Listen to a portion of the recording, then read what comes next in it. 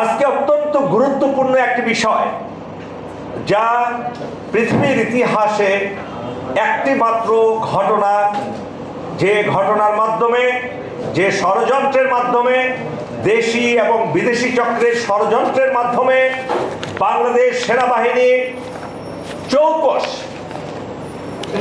অত্যন্ত সুদক্ষ 57 জন অফিসারকে নির্মমভাবে, নিষ্ঠুরভাবে, নৃশংস উপায়ে হত্যা করা হয়েছিল 2009 সালের 25 এবং 26শে ফেব্রুয়ারি। সেই ঘটনা আপনাদের মনে আছে। সেই ষড়যন্ত্রের মাধ্যমে শুধু 57 জন অফিসারকেই হত্যা করা হয়নি, সেই হত্যাটা খুব সাধারণ হত্যা ছিল না।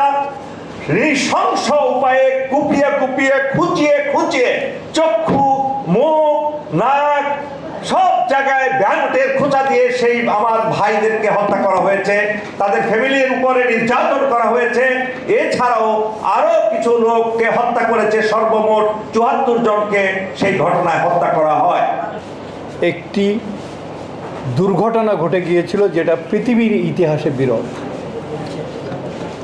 এবং সেই ঘটনার, সেই হত্যাযজ্ঞের তদন্ত করার জন্য সেনা সদরের পক্ষ থেকে একটি কমিটি গঠন করা হয়।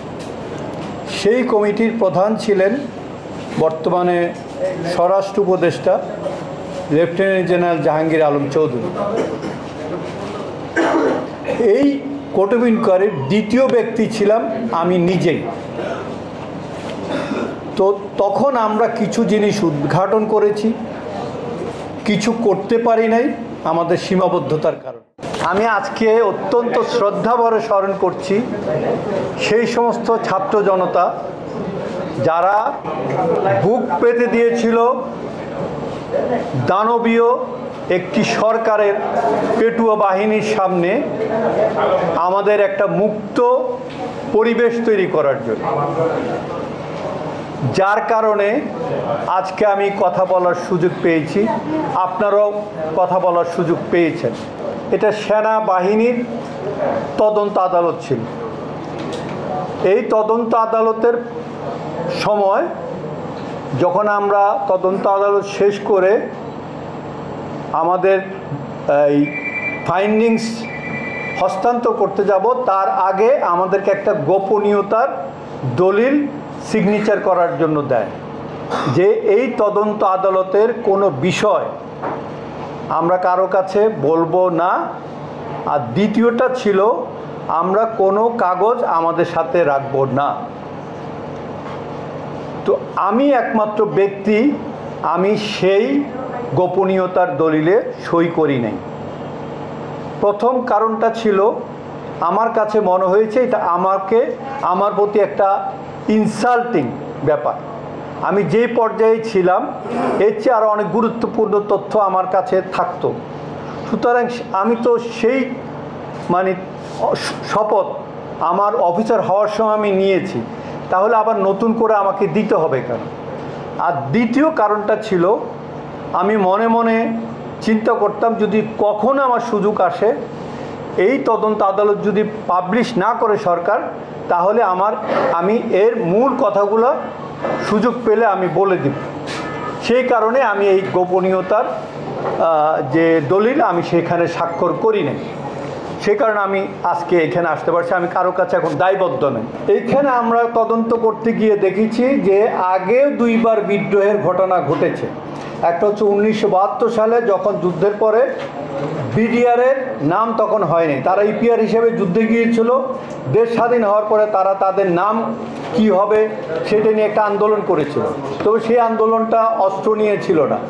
তখন general CR Dutta, brigadier CR দত্তকে দায়িত্ব দেওয়া হয় এটা কন্ট্রোল করার জন্য। বিডিআর নামটা তারই দেওয়া। এরপরে হয় 1991 সালের ডিসেম্বর মাসে, তারা বেতন বৈষম্যের দাবিতে নওগাঁ থেকে শুরু হয়, ককটেল ফাটা এবং এটা পুরো দেশে ছড়িয়ে পড়ে। পরবর্তীটা নিয়ন্ত্রিত হয় এবং যারা দোষী তাদেরকে শাস্তি দেওয়া হয়। দুঃখজনক হলেও সত্যি, তারা এই ধরনের কাণ্ড করার পরেও সম্ভবত সর্বোচ্চ শাস্তি, যিনি লিডার ছিলেন তার 6 মাসের জেল, 100 টাকা জরিমানা। যারা স্টেজের ভিতরে অফিসাররা ঢুকিয়েছিল তাদেরকে বাইরে আসতে বলে।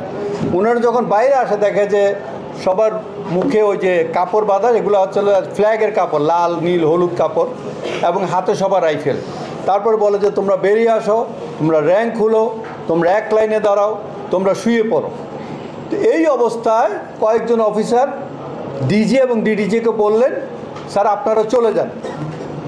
ডিজি এবং ডিডিজি যেই মুহূর্তে দরবার হলের বাইরে পা রাখলেন, সাথে সাথে একসাথে 4 জন গুলি করা, এবং একসাথে 4 জন।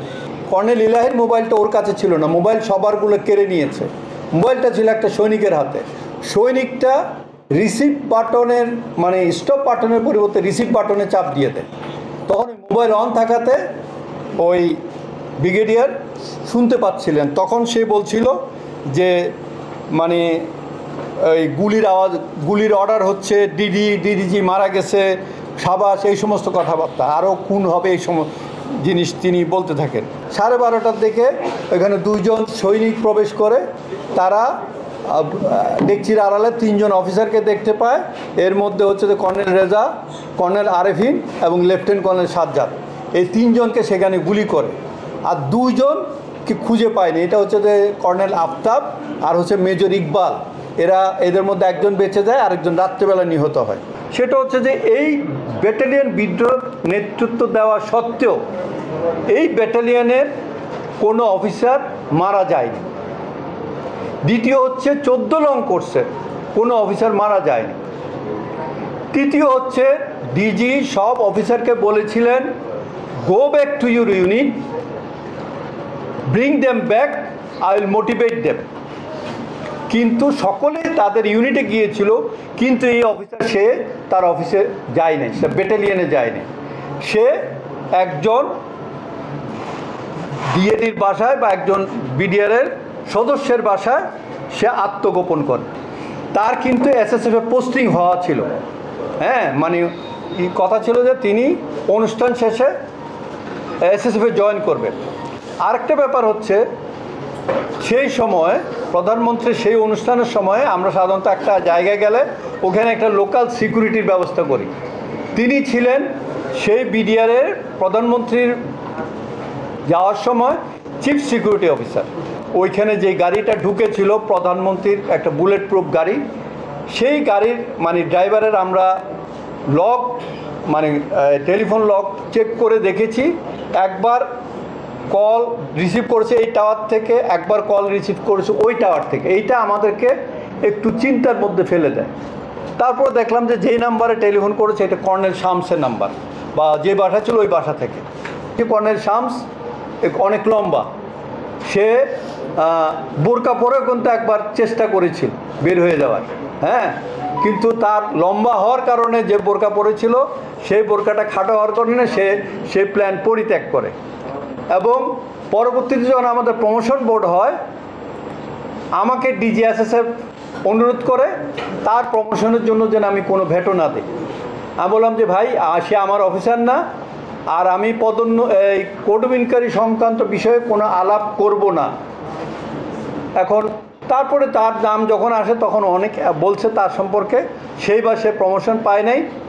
পরবর্তী বোর্ডে সে ফুল কর্নেল হয়, তারপরে বোর্ডে সে ব্রিগেডিয়ার হয় এবং তাকে ওয়াশিংটনে ডিএ হিসেবে পাঠিয়ে দেওয়া হয়।